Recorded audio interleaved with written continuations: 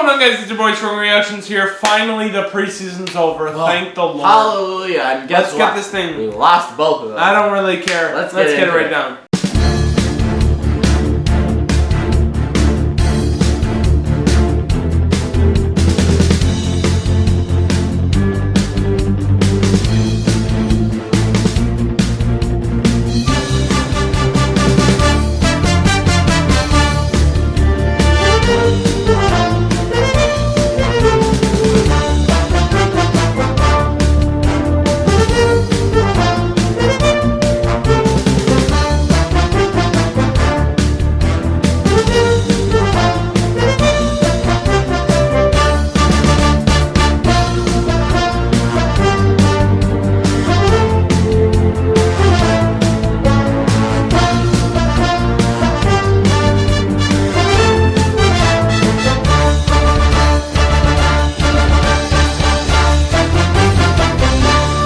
So, Austin we started Matthews off with a home-to-home with the Red Wings, and they both went terrible. Austin Matthews, second goal of the year, second goal of the preseason for him.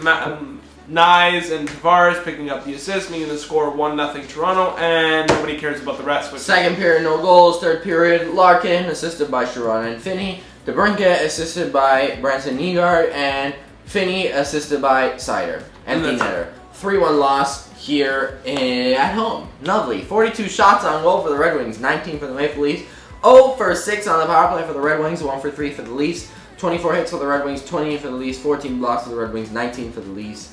3-1 loss here, and no one cares. And we're blowing through them because now we face the Red Wings in Detroit, and we thought we were actually going to win this game, but, you know, nobody cares. Leaf fashion. Michael Brandseg Nygaard, third goal of the preseason for him.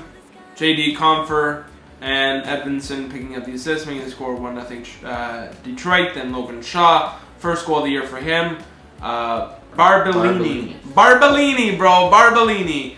And Henry Thrun picking up the assist, making the score 1-1. Then Nicholas Robertson, second goal of the year for him.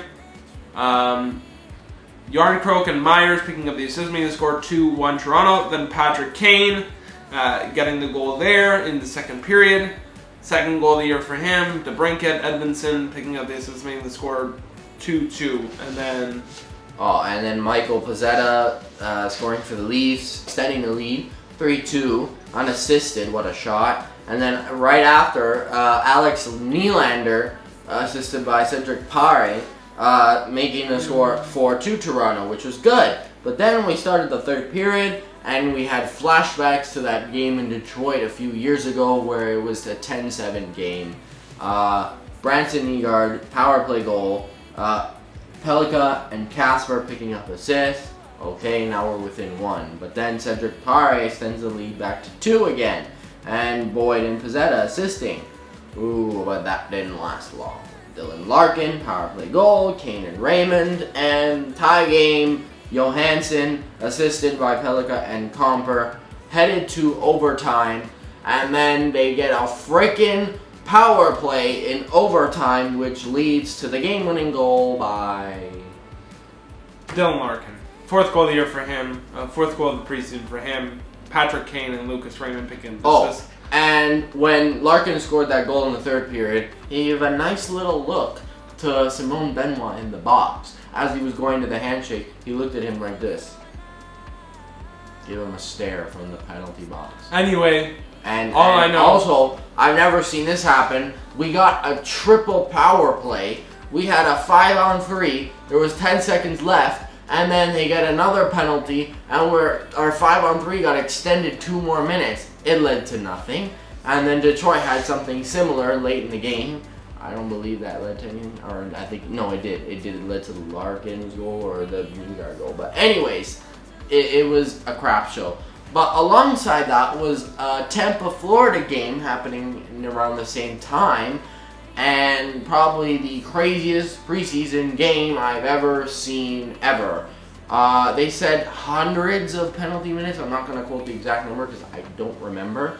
Their bench was smaller than the penalty box. There were less players on the bench than in the penalty box. It was insane. Ejections getting handed out like it's Christmas. And Like gifts. the best part is something I've never ever seen happen before. Niko Mikkola, I believe it was, who assisted on the 8th Florida goal, was already given a misconduct and ejected from the game, and he didn't even know it. And he assisted on a goal that shouldn't have counted. Well, the refs caught on, and they disallowed the goal, and he got sent to the dressing room.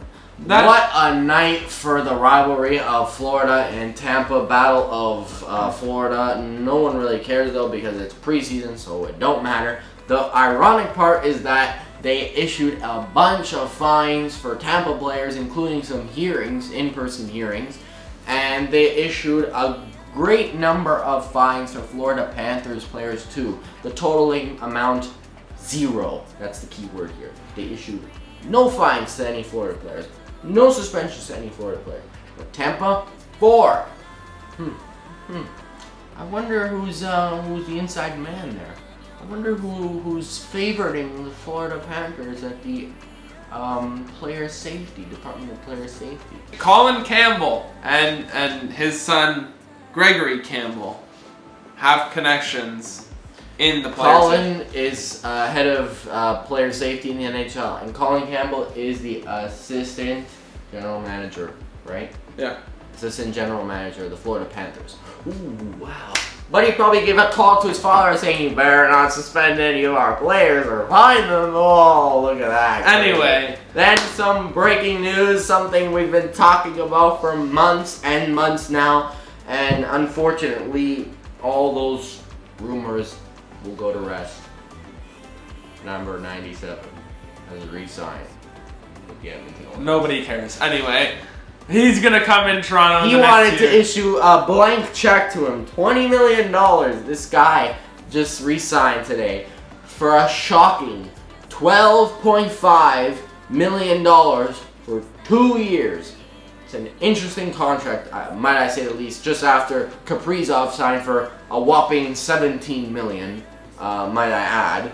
I was expecting at least $15 million. The fact that it's only 2 years leads me to believe that, he doesn't intend to stay with Edmonton for the whole entirety of his career, and that he just wants to give them a couple more kicks at the can to the Stanley Cup. And, if it works out, great. It works out. If it doesn't, maybe then he moves on. But maybe he will still eventually come to Toronto. You never know. But the clock just got extended another 2 years, unfortunately. That means Brad Treliving will have to look elsewhere at the 2026 free agency class. Aside from McDavid, now gone off the board, there's Jack Eichel, Temi Panarin, Martin Necas, Alex Ovechkin, obviously that's out of the question, Adrian Kempe, Anze Kopitar, Alex Tuck, Nick Schmaltz, Patrick Kane, and a bunch of other names. But aside from that, even if we don't get any of those players, he could still target a trade. I don't see who you would trade, but it's now Brad has his work cut out. He's definitely going to have to figure something out. He's going to have to acquire top 6 forwards soon. If it's not this season, so it's next summer. But that's it. The Connor McDavid rumors will be put to bed for another 2 years. He will come to Toronto. He will be a free agent in 2028. And he will come to Toronto in 2028. See you later. There Bye-bye. you go. That's it. Don't forget to like, comment, subscribe. Hit that notification bell if you enjoyed this one. And we'll see you. And we'll see you for the regular season, which is more than overdue to get underway. Woo! We can't wait. Wednesday, October 8th. Leafs, Habs in the 6th. Let's go. Peace. Laundry, baby. Woo!